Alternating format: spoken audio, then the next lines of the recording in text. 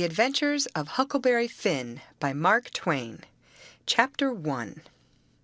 You don't know about me without you have read a book by the name of The Adventures of Tom Sawyer. But that ain't no matter. That book was made by Mr. Mark Twain, and he told the truth mainly. There was things which he stretched, but mainly he told the truth. That is nothing. I never seen anybody but lied one time or another, without it was Aunt Polly, or the widow, or maybe Mary. Aunt Polly, Tom's Aunt Polly, she is, and Mary, and the widow Douglas is all told about in that book, which is mostly a true book, with some stretchers, as I said before. Now, the way that the book winds up is this. Tom and me found the money that the robbers hid in the cave, and it made us rich. We got $6,000 apiece, all gold. It was an awful sight of money when it was piled up. Well, Judge Thatcher, he took it and put it out at interest, and it fetched us $1 a day apiece all the year round, more than a body could tell what to do with. The widow Douglas, she took me for her son, and allowed she would civilize me, but it was rough living in the house all the time, considering how dismal, regular, and decent the widow was in all her ways, and so when I couldn't stand it no longer, I lit out. I got into my old rags and my sugar hogshead again, and was free and satisfied. But Tom Sawyer, he hunted me up, and said he was going to start a band of robbers, and I might join if I would go back to the widow and be respectable. So I went back. The widow, she cried over me and called me a poor lost lamb, and she called me a lot of other names too, but she never meant no harm by it. She put me in them new clothes again, and I couldn't do nothing but sweat and feel all cramped up. Well, then the old thing commenced again. The widow rung a bell for supper, and you had to come to time. When you got to the table, you couldn't go right to eatin', but you had to wait for the widow to tuck down her head and grumble a little over the victuals, though there weren't really anything the matter with 'em. That is, nothing, only everything was cooked by itself. In a barrel of odds and ends it is different. Things get mixed up, and the juice kind of swaps around, and the things go better. After supper, she got out her book and learned me about Moses and the bulrushers, and I was in a sweat to find out all about him. But by and by, she let it out that Moses had been dead a considerable long time, so then I didn't care no more about him, because I don't take no stock in dead people. Pretty soon I wanted to smoke, and asked the widow to let me, but she wouldn't.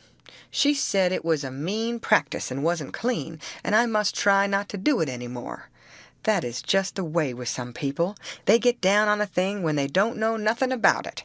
Here she was a-bothering about Moses, which was no kin to her, and no use to anybody, being gone, you see, yet finding a power of fault with me for doing a thing that had some good in it. And she took snuff, too. Of course, that was all right, because she'd done it herself. Her sister, Miss Watson, a tolerable slim old maid with goggles on, had just come to live with her, and took a set at me now with a spelling book. She worked me middlin' hard for about an hour, and then the widow made her ease up. I couldn't stood it much longer. Then, for an hour, it was deadly dull, and I was fidgety. Miss Watson would say, "Don't put your feet up there, Huckleberry, and don't scrunch up like that, Huckleberry. Set up straight." And pretty soon she would say, "Don't gap and stretch like that, Huckleberry. Why don't you try to behave?" Then she told me all about the bad place, and I said I wished I was there. She got mad then, but I didn't mean no harm. All I wanted was to go somewheres. All I wanted was a change. I weren't particular. She said it was wicked to say what I said. Said she wouldn't say it for the whole world. She was going to live so as to go to the good place. Well, I couldn't see no advantage in going where she was going, so I made up my mind I wouldn't try for it. But I never said so, because it would only make trouble, and wouldn't do no good. Now, she had got a start, and she went on and told me all about the good place. She said all a body would have to do there was to go around all day long with a harp and sing forever and ever. So I didn't think much of it. But I never said so. I asked her if she reckoned Tom Sawyer would go there, and she said not by a considerable sight. I was glad about that, because I wanted him and me to be together. Miss Watson, she kept pecking at me, and it got tiresome and lonesome. By and by they fetched the niggers in and had prayers, and then everybody was off to bed. I went up to my room with a piece of candle and put it on the table. Then I sat down in a chair by the window and tried to think of something cheerful, but it weren't no use. I felt so lonesome I most wished I was dead. The stars were shining, and the leaves rustled in the woods ever so mournful, and I heard an owl away off hoo-hooing about somebody that was dead, and a whippoorwill and a dog crying about somebody that was going to die, and the wind was trying to whisper something to me, and I couldn't make out what it was, and so it made the cold shivers run over me. Then, away out in the woods, I heard that kind of a sound that a ghost makes when it wants to tell about something that's on its mind and can't make itself understood, and so can't rest easy in its grave, and has to go about that way every night grieving. I got so downhearted and scared, I did wish I had some company. Pretty soon a spider went crawling up my shoulder, and I flipped it off, and it lit in the candle, and before I could budge, it was all shriveled up. I didn't need anybody to tell me that that was an awful bad sign, and would fetch me some bad luck, so I was scared and most shook the clothes off of me. I got up and turned around in my tracks 3 times and crossed my breast every time, and then I tied up a little lock of my hair with a thread to keep witches away. But I hadn't no confidence.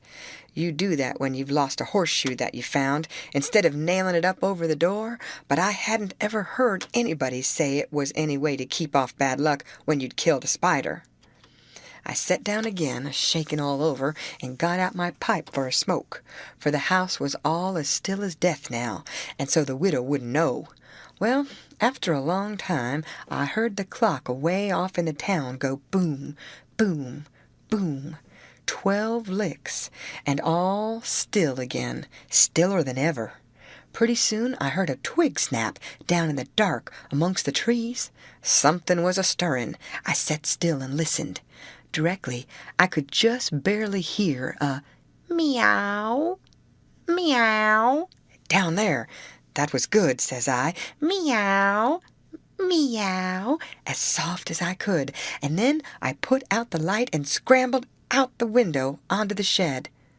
Then I slipped down to the ground and crawled in among the trees, and sure enough, there was Tom Sawyer waiting for me. End of chapter. Read by Lorraine Montgomery for Lit to Go on the web at fcit.usf.edu.